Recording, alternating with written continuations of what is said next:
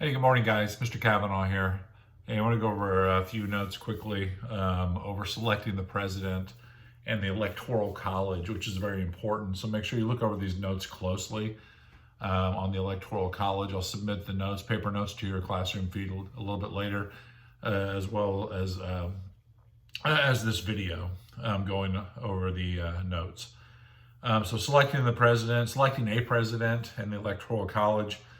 Keep in mind the Constitution makes no provision for nominations of candidates. There are two campaigns for President of the United States.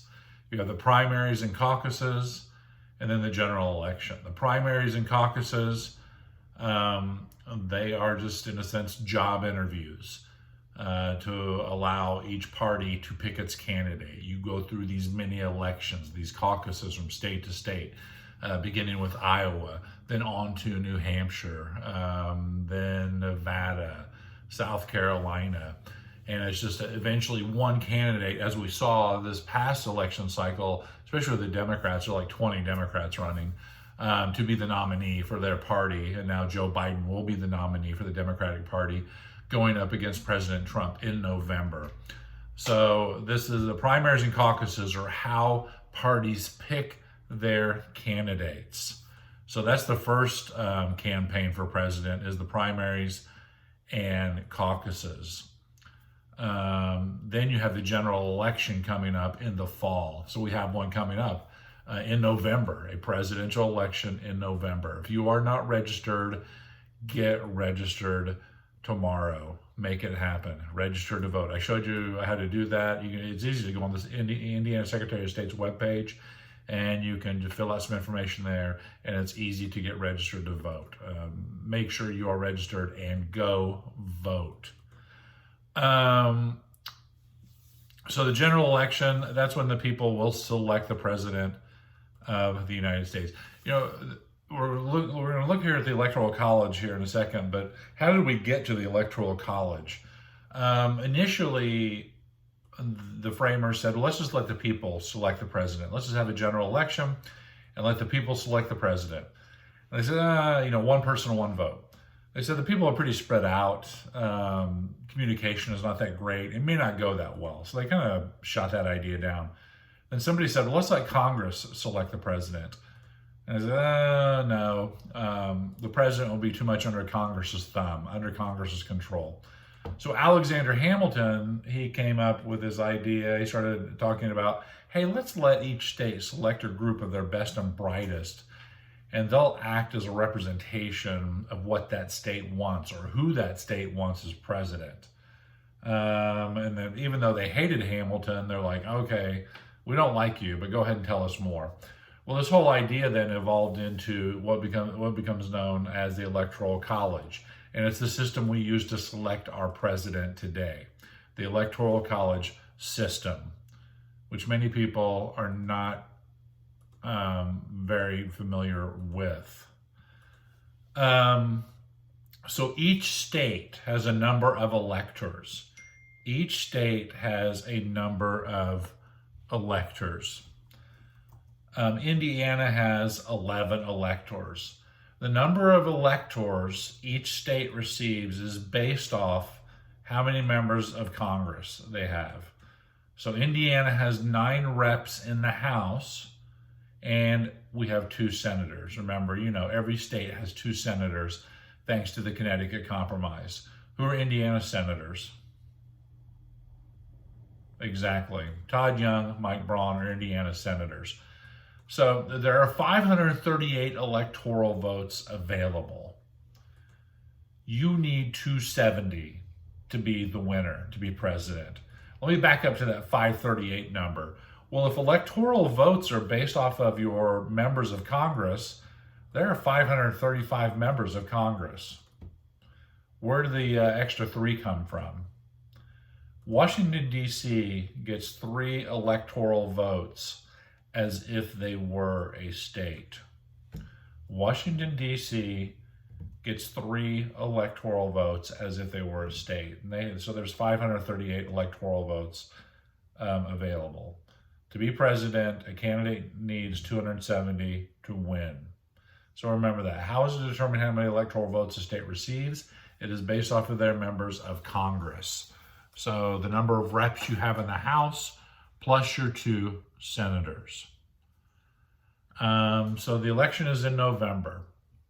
Under the Electoral College system, we have a winner-take-all versus a proportional system. Winner-take-all and proportional system. How this works, listen closely to this. Indiana has winner-take-all. So people say, oh, my vote doesn't matter because of the Electoral College. Well, that is untrue, because under the winner-take-all system that Indiana uses, it's based off of the popular vote. So in November, when everybody goes to vote, whoever Indiana votes for, that person will receive all 11 Indiana's electoral votes. Let's look at the last presidential election, Donald Trump versus Hillary Clinton. More people in Indiana in the popular vote, more people voted for Trump. That means under winner-take-all, Trump received all 11 of Indiana's electoral votes. Let's look at California. California is a winner-take-all state. More people in California voted for Hillary Clinton. That means Hillary Clinton received all of California's 50-something electoral votes. Ambulance going by. That is a winner-take-all system. There are 2 states that have what's called a proportional system, Maine and Nebraska. They have a proportional system where it's kind of unique. Both states are unique. They have limited districts. They break up their electoral votes based off of their districts and who wins the state overall. It's kind of funky. I'm not going to go that in depth into it. But in a proportional system, they split up the electoral votes. So in a sense, you have an opportunity to at least get a few votes out of these states instead of winner take all. So Maine and Nebraska use a proportional system, a district-based system, if you will, which is kind of funky. I'm not going to go into it. But they have what's called a proportional-based system. So winner take all versus proportional. So then you have the vote, and then you'll have the electoral vote after the vote in November. Later on in December, the electors who've been designated by their party, each party picks their state's electors. So let's go back to Indiana. Indiana votes for Donald Trump. So in December, at a date to be determined, which is really the first Monday after the second Wednesday in December, but it's in December, electors will show up at the state capitol, and they will cast a vote, one for president and one for vice president. Those are electors who've been designated by their party. These electoral votes around the country then will be shipped off to the United States Senate, where the president of the Senate, who is the vice president, will officially count the electoral votes, certifying the election. So the votes are sent to DC, and they'll be counted on January 6th. This is the Electoral College system. It does seem quite cumbersome, because it kind of is. Actually, there's been push, especially recently after the last election, to do away with the Electoral College. It seems like in many recent presidential elections, there's always a push to do away with the Electoral College. There's some flaws with the college.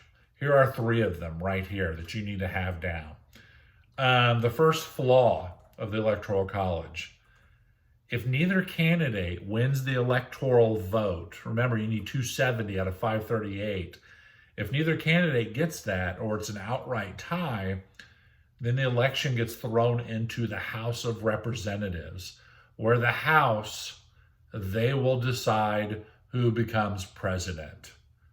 Each delegation in the House will have a vote.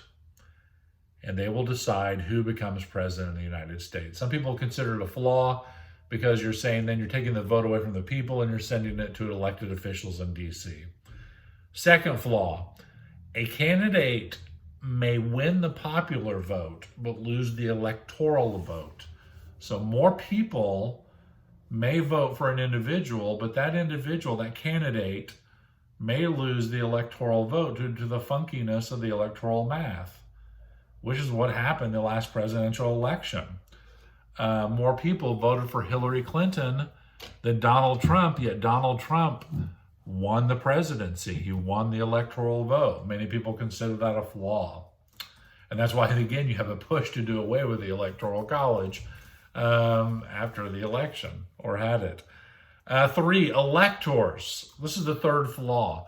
Electors can change their votes. They're expected to vote for the individual who won that state.